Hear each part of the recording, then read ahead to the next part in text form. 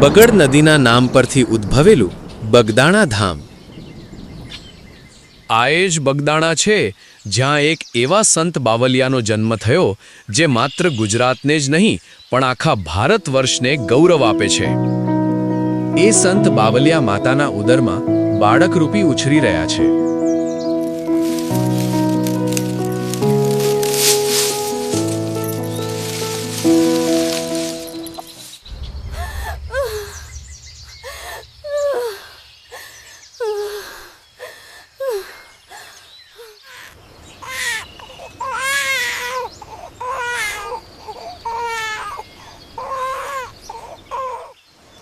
અને જન્મ થયો એક નવા અધ્યાયનો, જે ઇતિહાસમાં સુવર્ણ અક્ષરે લખાવાનો હતો.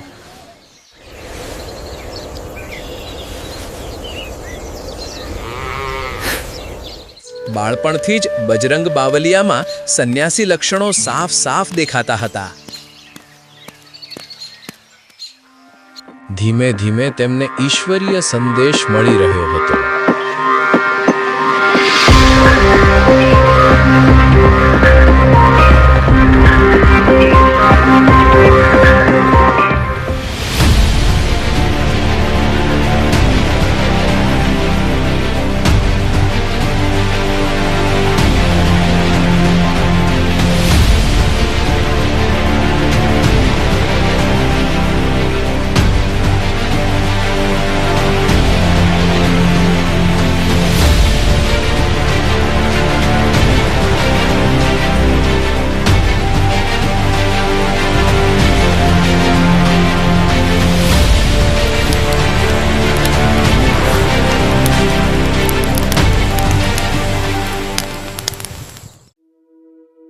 બજરંગદાસ કથાની શરૂઆત થઈ.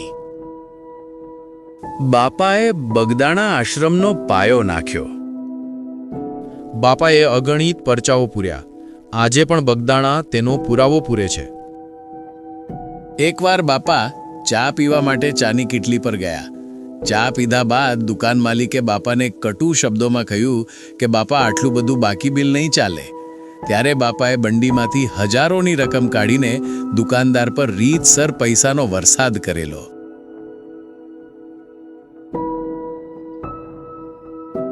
બાપાનો આ પરચો જોઈને દુકાનદાર બાપાના ચરણોમાં પડી ગયો અને બાપાની માફી માંગી.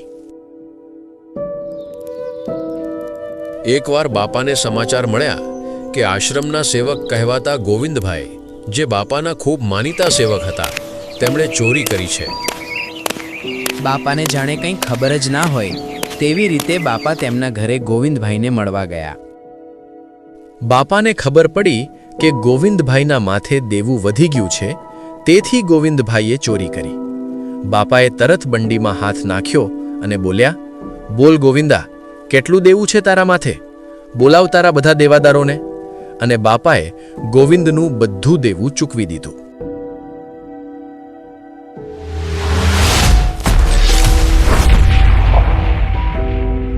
દેશ પર સંકટ આવ્યું, યુદ્ધ થયું, દેશ નાણાકીય કટોકટીમાં ફસાયો. બાપાએ પોતાનો બધો સામાન હરાજીમાં મૂક્યો.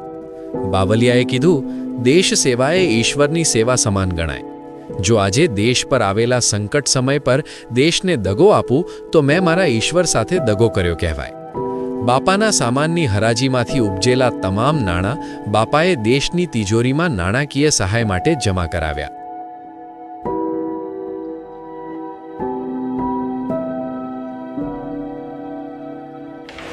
બગદાણામાં હજારો લોકો વિનામૂલ્યે પ્રસાદ મેળવે છે. એક વાત આજે પણ રહસ્ય જ છે કે રસોડામાં રસોઈનો સામાન આવે છે ક્યાંથી.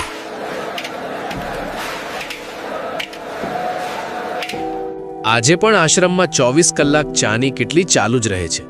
બાવલિયાને ચા બહુ વહાલી હતી ને.